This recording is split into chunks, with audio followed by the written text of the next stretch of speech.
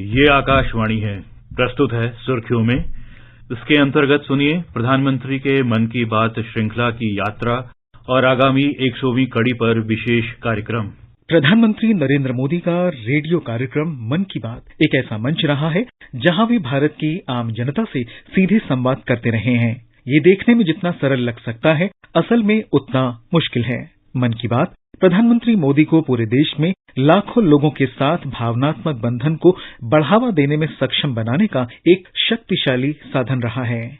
आमजन को मन की बात के जरिए प्रधानमंत्री मोदी राष्ट्र निर्माण में योगदान देने वाली हर चीज के बारे में जानकारी देते हैं, शिक्षित करते हैं, प्रेरित करते हैं, साझा करते हैं, आग्रह और प्रतिबिंबित करते हैं।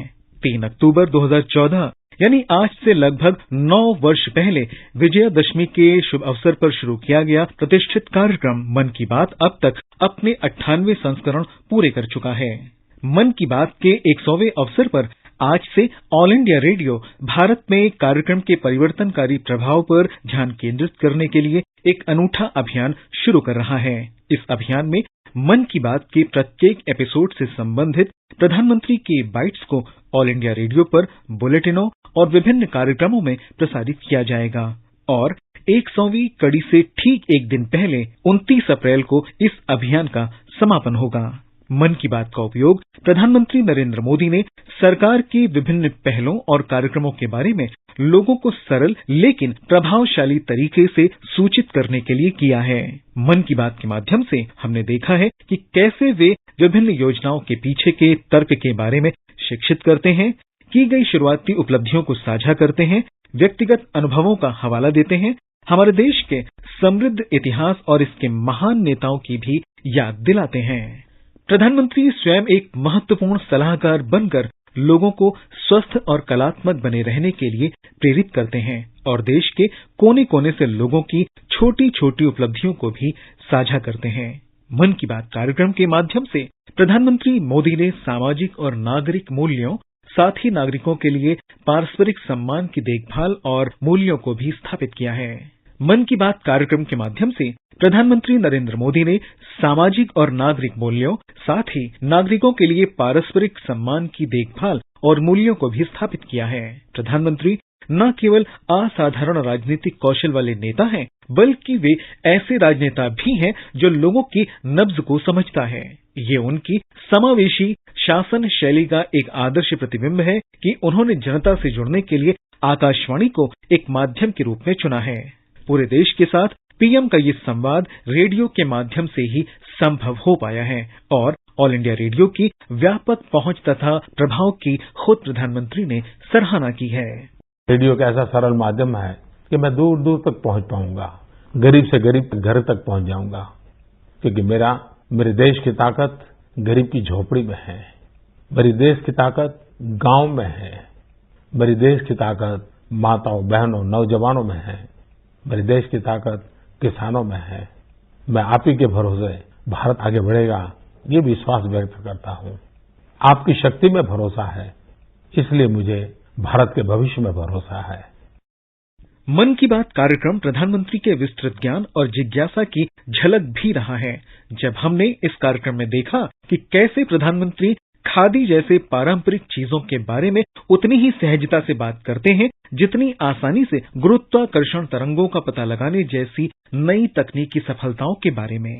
धीरे धीरे लोगों ने अब इसे विचार और सुझाव देने, अपने विचारों को लिखित रूप में या वॉइस मैसेज रिकॉर्डर के माध्यम से साझा करने के लिए अनुकूल बनाया है। इसमें दिलचस्प बात ये रही है कि इस कार्यक्रम ने जहां न केवल लोगों को हमारे दूरदर्शी प्रधानमंत्री के विचारों, विश्वासों और दृष्टिकोणों के बारे में जानने को मिला है, बल्कि प्रधानमंत्री को भी भारत की उस नब्ज के बारे में जानने का मौका मिला जिसने धीरे धीरे इस कार्यक्रम को जन जन का बना दिया है। आप मन की बात के विभिन्न एपिसोड कहीं भी, कभी भी, कई अलग अलग क्षेत्रीय भाषाओं में सुन सकते हैं। प्रधानमंत्री मोदी ने समाचार और मनोरंजन दोनों के स्रोत के रूप में रेडियो की विशाल भौगोलिक पहुंच और महत्व को याद करते हुए रेडियो की शक्ति पर बात की। आइए सुनते हैं एक विशेष चर्चा कि कैसे मन की बात कार्यक्रम सामाजिक परिवर्तन का एक महत्वपूर्ण साधन बना और इसमें आकाशवाणी की क्या भूमिका रही। इसमें भाग ले रहे हैं जन प्रसार के संयोजक सुहास बोरकर और वरिष्ठ पत्रकार अन्नपूर्णा झा। प्रधानमंत्री की इस मन की बात से ऐसा लग रहा है कि ऑल इंडिया रेडियो का जो स्वर्णिम दशक आगे आएगा और वो एक बहुत ही सशक्त माध्यम के रूप में न सिर्फ है बल्कि उनको रिकॉग्नाइज भी किया जाएगा, उनको माना भी जाएगा। पहले तो हमें ये समझना चाहिए कि अभी तक आकाशवाणी के साथ जुबानी वायदे होते थे, बस बोल देते थे पर होता नहीं था कुछ से। जो हमारे देश की विकास की प्रक्रिया है उससे आकाशवाणी को जोड़ दिया गया है और उसे एक नई मान्यता मिली है और हमारे देश में एक पहचान बनेगी।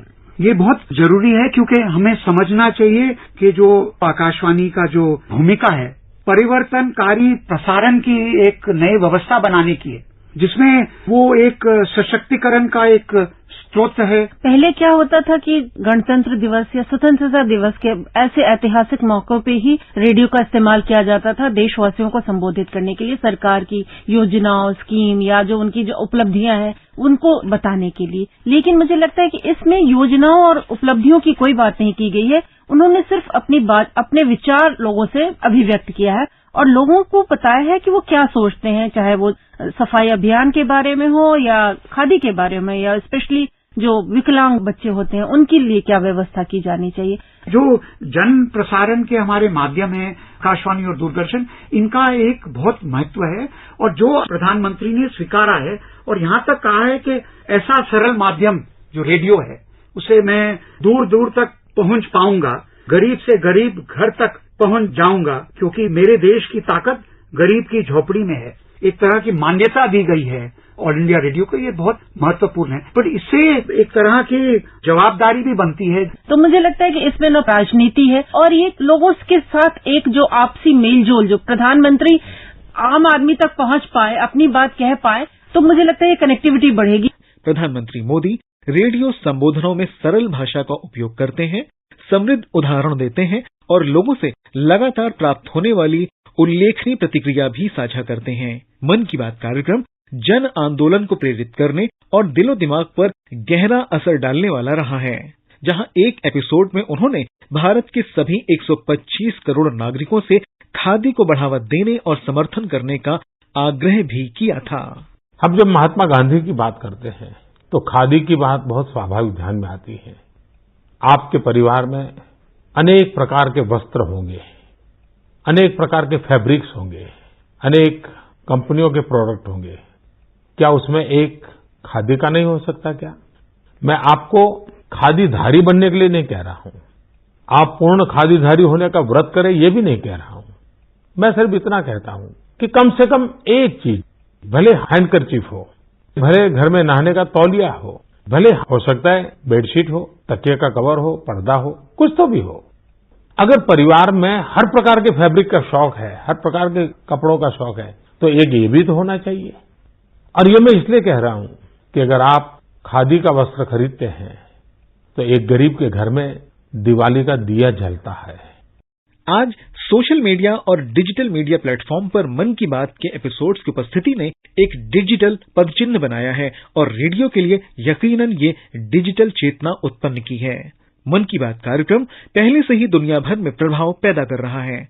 आज 1 करोड़ से अधिक समृद्ध परिवारों ने स्वेच्छा से एलपीजी गैस कनेक्शन के लिए सब्सिडी छोड़ दी है ताकि वंचित आबादी के लोगों को इससे लाभ हो सके। साथ ही साथ खादी की बिक्री, जो ग्रामीण गैर कृषि रोजगार को बढ़ावा देती है, उसमें एक निश्चित गुणक की वृद्धि हुई है, क्योंकि प्रधानमंत्री नरेंद्र मोदी ने इस कार्यक्रम के माध्यम से नागरिकों से इस विषय में अपील की थी। और ऐसे उदाहरण मन की बात कार्यक्रम की शक्ति को दर्शाते हैं, जिससे ये साबित होता है कि लोगों के विचारों और कार्यों को अनुकूलित किया जा सकता है। आज हम कह सकते हैं कि मन की बात कार्यक्रम डॉक्टर आम्बेडकर के सामाजिक परिवर्तन के सपने को पूरा करने की दिशा में एक महत्वपूर्ण साधन बन चुका है। अभी आप सुन रहे थे प्रधानमंत्री के मन की बात श्रृंखला की यात्रा और आगामी 100वीं कड़ी पर विशेष कार्यक्रम। ये कार्यक्रम आकाशवाणी के समाचार सेवा प्रभाग द्वारा प्रस्तुत किया गया। इसे आप हमारे mobile app News on AIR और YouTube channel News on AIR official पर भी सुन सकते हैं।